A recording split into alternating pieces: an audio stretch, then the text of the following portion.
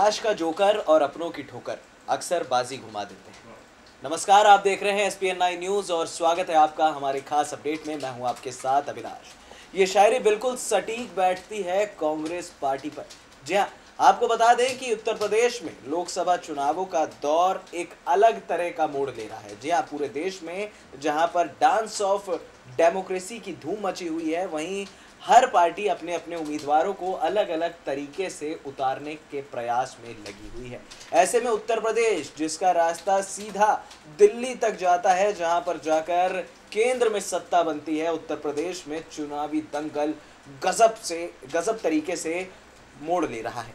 आपको बता दें कि बीती शाम कांग्रेस पार्टी की 7वीं लिस्ट जारी हुई, जिसमें 35 उम्मीदवारों के नाम शामिल थे। जी हाँ, बता दें आपको कि कांग्रेस के उत्तर प्रदेश के प्रदेश अध्यक्ष राज बब्बर को फतेहपुर सीकरी की कमान सौंप दी गई है। इससे पहले मुरादाबाद से उनको यहां पर सांसदी लड़नी थी, लेकिन हो सकता है खबर जो अंदरूनी खबर जो आ रही है वो यही है कि यहाँ पर राज बब्बर खुद फतेहपुर सीकरी से चुनाव लड़ना चाहते थे और उनको यहाँ से उनकी बात मानकर टिकट दे दिया गया है।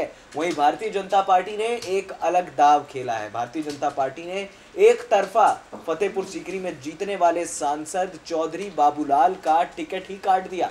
नमो ऐप के जरिए प्रधानमंत्री नरेंद्र मोदी ने फीडबैक लिया और उसके बाद उन्होंने साफ तौर पर एक तरफा जो पत्ता जो काटा जाता है चौधरी बाबूलाल का पत्ता काट दिया। अब कांग्रेस अध्यक्ष राहुल गांधी कितनी मेहनत कर रहे हैं, ये बात किसी से नहीं छिपी है।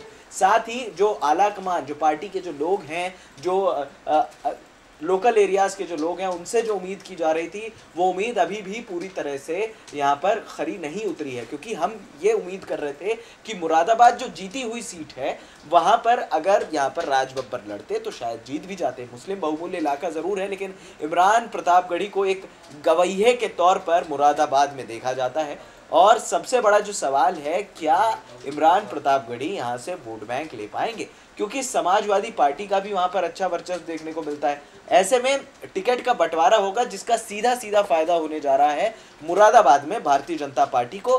कुछ उसी तरह की कहानी फतेहपुर सीकरी में भी देखने को मिल रही है। अब आपको बता दें कि फतेहपुर सीकरी की जो पहली बार जो यहाँ पर लोकसभा सीट थी, 2009 में यहाँ पर चुनाव हुए थे, जहाँ पर समाजवादी पार्टी की, माफ कीजिएगा, बहुजन समाज पार्टी की सीमा उपाध्याय जीती थी। और इसके बाद चौधरी बाबूलाल साल 2014 में मोदी लहर पर एक तरफा यहाँ पर वोट जीतने में कामयाब हुए थे। करीब 15.5 लाख वोटर जो हैं वो इस पार्टी में हैं और कहीं ना कहीं यहाँ पर अब सभी उम्मीदवारों ने अपने अपने तरीके से अपना अपना बड़ा ऐलान कर दिया है।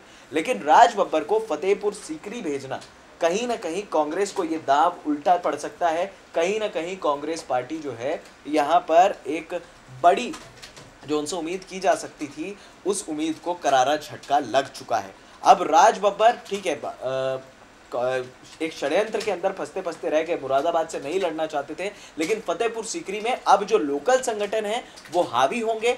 आपसी चुनावी जो रंजिश होगी वो शुरू होगी, जिसका सीधा सीधा फायदा जो है ये आपको भारतीय जनता पार्टी को मिलने वाला है। सबसे बड़ा सवाल ये था कि जो लोकल उम्मीदवार हैं, जो लोकल खबरें हैं जहां की, वो लोकल खबरें जिस तरह से सामने आती, जो यहाँ पर लोकल उम्मीदवार बता रहे थे, जिस तरह की खबरें राहुल गांधी के पास पड़ रही थी, उन्होंने साफ तौर पर उन बातों को नज़रअंदाज करते हुए राज बब्बर को यहाँ पर खड़ा कर दिया।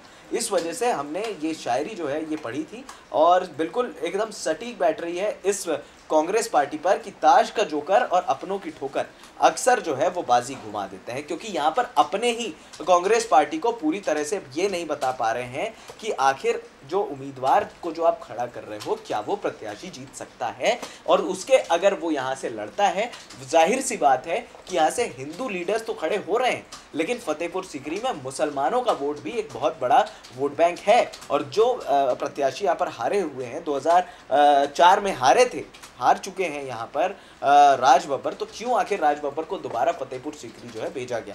हम ये मानते हैं कि राज बब्बर ने काम जरूर कराया फतेहपुर सीकरी में, लेकिन काम कराने में और चुनाव जीतने में बहुत ज्यादा फर्क है। ये फर्क कांग्रेस पार्टी बहुत जल्दी समझेगी, लेकिन हम उम्मीद करते हैं कि इस फर्क को थोड़ा सा जल्दी समझ ले राहुल गांधी, और कहीं ना कहीं जो लोकल संगठनों में जो नाराजगी है, जो एक अंदर ही अंदर एक कोल्ड वॉर शुरू हो रहा है, अंदर ही अंदर एक आपसी रंजिश शुरू हो रही है, उसका फायदा भारतीय जनता पार्टी को पहुंच सकता है। अब देखना होगा कि फतेहपुर सीकरी में जो चुनावी घमासान शुरू हुआ है, वहां पर बाजी आखिर मारता कौन है, क्योंकि बीजेपी ने अपने जीते हुए प्रत्याशी का टिकट काटा है। दैट मींस कि उन्होंने कुछ न कुछ दिमाग लगाया है। अब वो कौन से प्रत्याशियों को खड़ा करेंगे वो इस दंगल के बाद ये पता लगा लेंगे। अब फिलहाल इस खास प्रोग्राम में इतना ही। हमें दे दीजिए इजाजत और हमारे चैनल SPN9 न्यूज को सब्सक्राइब करना मत भूलिएगा। नमस्कार।